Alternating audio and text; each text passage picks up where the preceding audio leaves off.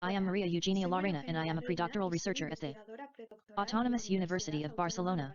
I would like to begin by thanking Sergio Vera Valencia for the invitation to participate and also the organizing committee for all the work they are doing to make this first International Inclusive Video Game Fair a success. My presentation is titled How to Measure the Accessibility of a Video Game, a Quantitative and Qualitative Analysis. I am going to use some slides, so I am going to describe the visual elements for whoever needs it. And speaking of audio description, I have chin length, black hair, bangs, straight dark eyes, and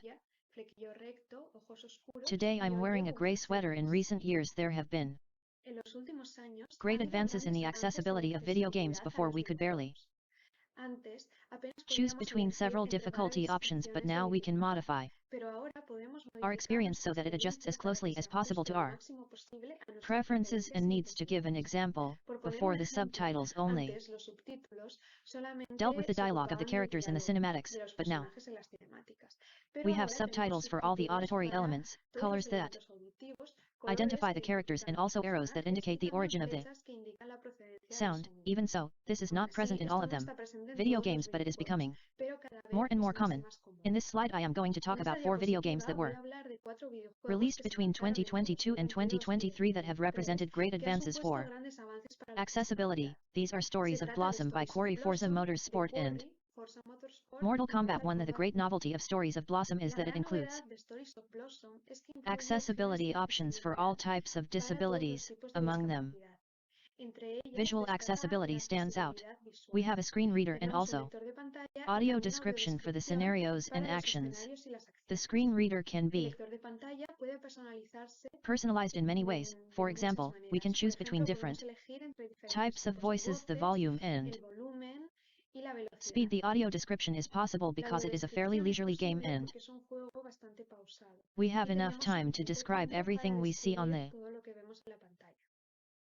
Quarry screen. Offers a font that is easier for people to read with dyslexia and potentially also for people with cognitive needs. Forza Motorsport gives us a very real driving experience, ready and an assisted mode that will help us with the parts with which we have more difficulties. For example, when skidding, there is also a screen reader which gives us all the information that is available in the interface, such as the speed at which the car is going. Lastly, Mortal Kombat 1 has many options for people with motor disabilities, such as the possibility of reassigning the controls in it. Also has audio description for some video game events. All of these options are very good and I have only mentioned a few. As an example, each video game will have different accessibility options depending on its genre, the platform on which it is played, and the mechanics it has. For example, as I said before, in Stories of Blossom, audio description is possible because it is a very slow-paced game, but in another game like Forza Motorsport, in which we need a faster reaction time, it is probably not the best solution. So how can we measure accessibility? How can we compare the accessibility of 2 video games to know which one we can play in a more comfortable way? Well, for this, there are various strategies. For example, we can count how many accessibility options a video game has for each of the needs we have. And in this way, the more accessibility options, the more accessible it will be. Playing this is the strategy that the Xbox game purchase page follows. Here we have a filter in which we can filter the video games based on the accessibility options they offer. On this slide I have put a screenshot of the video game Far Cry 6. Here tells us that this video game has 5 accessibility features. We can consult them one by one and see if they fit our needs or not. But of course each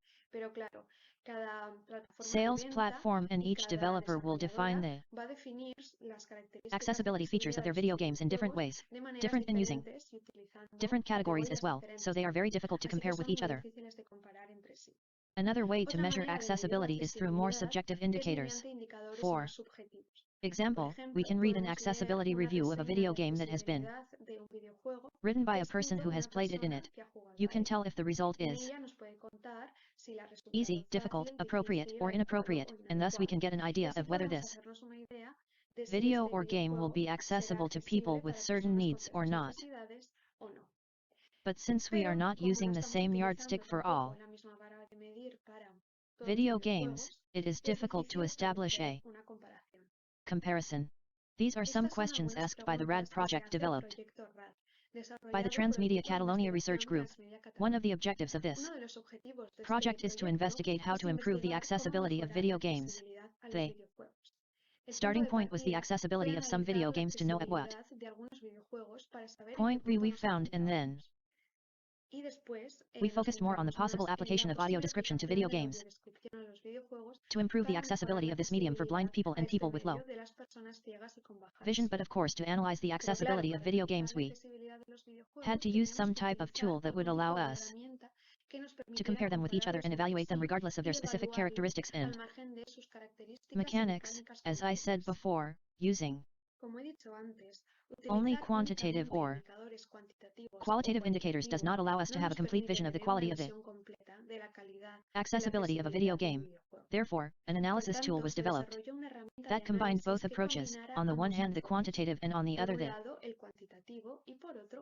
qualitative. The quantitative analysis part is made up of a checklist or a checklist in which you can write down what accessibility options the specific video game we are analyzing has. Then reviews are searched on pages, website and social networks of people who have played with the accessibility options of this video game and who value them positively or negatively.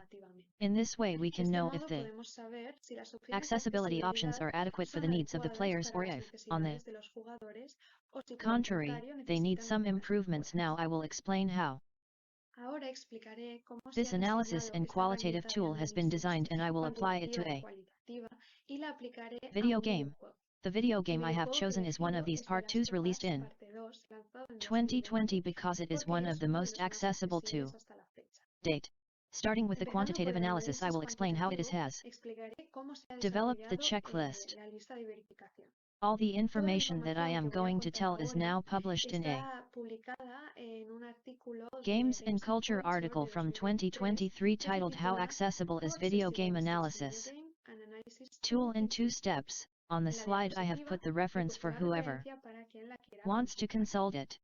The first step in developing the checklist was to consult what accessibility guides exist and what they recommended to develop accessible video games. What were the options that they considered would improve the accessibility of video games? 4 guides were chosen to represent the opinions of able-bodied players,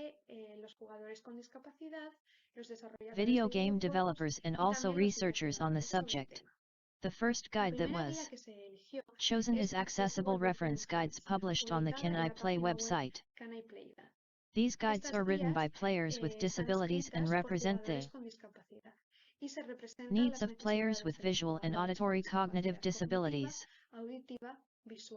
Motora are guides written from a more personal point of view, and each player says a little about what they need and what they would like the video games to have to be able to play without barriers. Therefore they have a more personal perspective and are based a lot on the game experience. The second guide that was chosen was the Xbox Accessibility Guidelines. These were developed by the Xbox company and are much more technical. They give specific examples of good practices, questions that developers have to ask themselves before starting to develop their video game, to avoid accessibility barriers, and also technical specifications of how this video game should be developed to be accessible. The third guide that was chosen was the Game Accessibility Guidelines. These are different from the other 2 because they give more importance to some accessibility options than to others.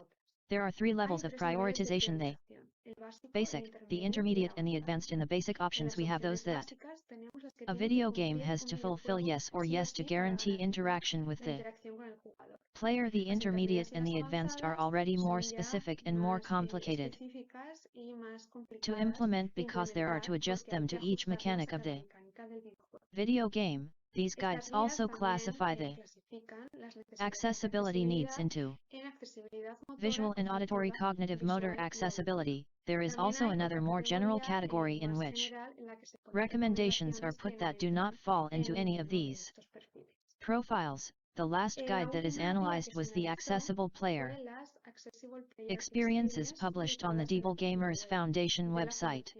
This guide is also different from the previous ones, in which some accessibility options are prioritized over others according to two patterns.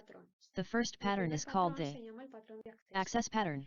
In this one we have all of them, the accessibility options that would be needed for a player to be able to interact with the video game at the most basic level, that is, from pressing the button to turn on the console to using the controller to receiving the video game stimuli that can be visual, auditory, or optical after a once. These first accessibility options have been guaranteed. We move on to the accessibility options of the gameplay pattern. Here we are talking about customizing the mechanics of the video game so that they fit our needs. An example would be changing the difficulty of the video game, pausing it or skipping some sections that we can't, in the ones that we can't go through the categories or the features that this video game has in once. The accessibility options of the access pattern and gameplay have been guaranteed. We will have an accessible gaming experience, which is the objective of these guides. After reviewing these four guides, 244 different recommendations were identified. These 244 were coded and classified into the access and gameplay patterns that I just mentioned. Within each of these patterns, more specific categories were also generated for that the classification was more specific. As some examples of these categories, they are controller options that have to do with the controller or the keyboard or the device that is used to interact with the video game, the presentation options that have to do with the stimuli, what I said before, and how they can be customized, or the socialization options that have to do with how we can communicate with other players, especially in online multiplayer video games. This classification resulted in a checklist with 41 options of accessibility. 23 of them belong to the access pattern and 18 to the gameplay pattern. This checklist is organized in two columns. On one hand we have the accessibility options, and then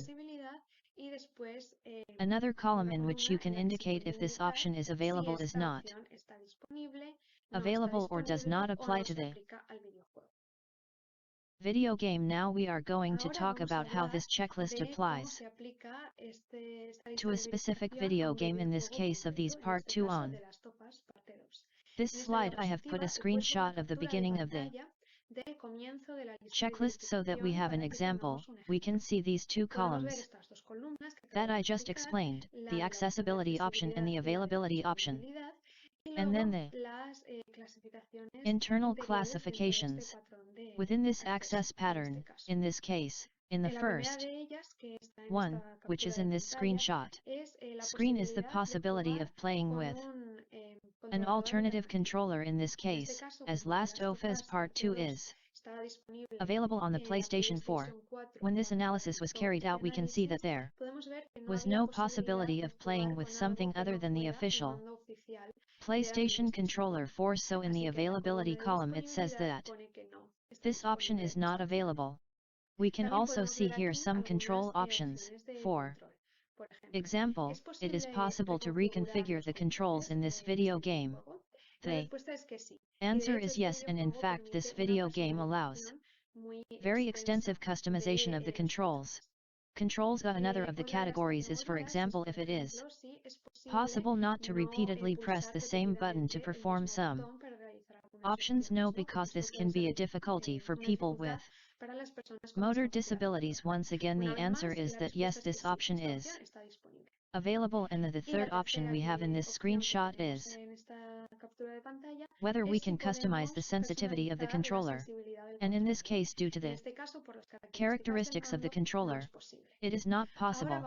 Now we are going to see specific examples of these in the slides. I have put a screenshot of in each of the examples that I will explain on this slide. We have an image of what each of the buttons on the PlayStation 4 controller does in the TOFAS video game part 2. We can see that there are many buttons and that each one of them does a specific action. Everything can be reconfigured, that is, we can decide what we want each of the buttons to do based on our needs and preferences, which is very useful for people with motor disabilities.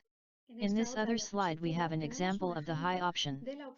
Contrast: this video game is quite dark, which makes it difficult sometimes to distinguish between the elements. However, if we activate the high contrast accessibility option, the background turns gray and the elements are highlighted in different colors so that it is easy for us to identify them. In this image we can see that the companions are highlighted in blue, the enemy in red, and an interactive object, in this case a bottle that is on the ground, in yellow. In this way, at a glance we can know where the enemy is. Who do we have to attack and for what purpose can we do it? Not in this case, the yellow bottle. This can be very useful for people with low vision and also for people with cognitive abilities. This next example shows us a navigation aid. Sometimes it is difficult to know how to progress in the video game because it is an open world in which we have many possibilities. If we activate this option, we have an arrow that tells us where we can advance. This is very useful for people with cognitive disabilities, but also for people visually impaired, as I said before, as it is a fairly dark video game. Sometimes it is difficult to see where to go. Another help in navigation is the option to listen to the interactive elements that we have around us. If we activate this option, each element with which we can interact or the one we have to address will make a different sound, and in this way people with visual disabilities will be able to know what they have around them and how to advance in the Last of Fast video game. Part 2 also includes subtitles for people with hearing disabilities. We have subtitles for the dialogues, colors for the different characters, and also an identification by name to know who says what. And finally we have an example of the assisted mode that will help us progress in the video game. For example, we can automatically aim and shoot the enemies, which will help us move forward. These are some examples of the accessibility options offered by the TOFAS Part 2. After filling out the entire checklist, you can calculate the availability percentages of the video game. For this, it is very important to remember that we have the option to decide if this accessibility option does not apply to this specific video game. For example, in the checklist we have some accessibility options that refer to socializing with other players, but as TOFAS it is not an online video game or one that can be played in a mode as a player. These options will not be applicable, so the availability percentages will be correct. We can see in this slide that 76% of the accessibility options included in the checklist are available in this video game. 24%, however, they are not. There are some examples of options that are not available. For example, the options for customizing sensitive content in this video game. We do not have notice of the sensitive content that may be present, nor the option to deactivate it. 76% of the availability of accessibility options seems to be a very good result for desktop Part 2, but we will not be able to know if these accessibility options are really of quality until we carry out the second part of the analysis, which is the qualitative analysis through the reviews published by users of the accessibility of this video game. And these reviews that I now include as an example, they are all originally written in English, but I have translated them for this presentation. On this slide I have a quote from a visual accessibility user who says, "I take the controller and start playing directly. I don't have to do anything else. This quote shows that for this player the visual accessibility options are perfect and of quality, that is, they do not have to think about whether they will be able to play or not, or how to do it is as easy as picking up the controller and playing. On this slide I have included a quote from a user of the motor accessibility of the video game that says the options do not fit my needs and I cannot play, but I am proud that people with disabilities are changing things. As we have seen before, the last fast part 2 includes many options to customize the functions of the controller, and the buttons, however, are not enough for all players. This quote gives us an example of how the needs of each player will be very different, although they are all put a little bit into the same bag, which is motor accessibility. That's why the more options, the more customization a video game has, the more options people with different needs will have to be able to interact with it. In this case, perhaps for this player it would have been useful if the video game offered the possibility of playing with an alternative input device, for example, another type of controller, or another type of interaction device, and perhaps this option would have made the video game accessible for your needs. Lastly, I have included a quote from a hearing accessibility user who says the true value of The Last of Us Part 2 is that it has demonstrated that customization is key to creating an accessible experience. In this quote we see again this idea of customization that will allow players with very different needs to configure their experience so that it is as accessible as possible based on what they need and what do you prefer. Here comes another very important idea, which is usability, that is, the configuration has to be accessible. If we have many accessibility and customization options, it may be difficult to navigate between them and adjust them according to what we need. To overcome this problem, Last of Us offers 3 default accessibility configurations, one for motor accessibility, another for visual accessibility, and another for auditory accessibility. If we activate one of these already pre-configured profiles, all the accessibility options that the developers of this video game consider that we will need will be automatically activated. For our needs, however, it is also important that we can configure our experience individually, that is, we can activate this esta preconfiguración y luego ajustar individualmente, activar y desactivar algunas de las opciones, según lo que necesitemos, pero también pre-configured more and more in the game, and perhaps if we want to have a slightly more complicated experience, we can deactivate some of these options that the developers have considered that they are going to help us. At this point, it is time to draw some conclusions about the analysis of the Last of Us Part 2 video game and also about the quantitative and qualitative analysis tool. As we have seen in this presentation, the adequacy of the options of accessibility depends on the preferences and needs of the users, that is, what may be useful for one player may be insufficient for another, so the greater the customization of the accessibility options, the more accessible the video game will be. The analysis tool can be applied to all types of video games platform and accessibility profile because the accessibility options have not been classified according to needs. This has been done with the idea that each person is different and what is useful for one person will not be useful for another.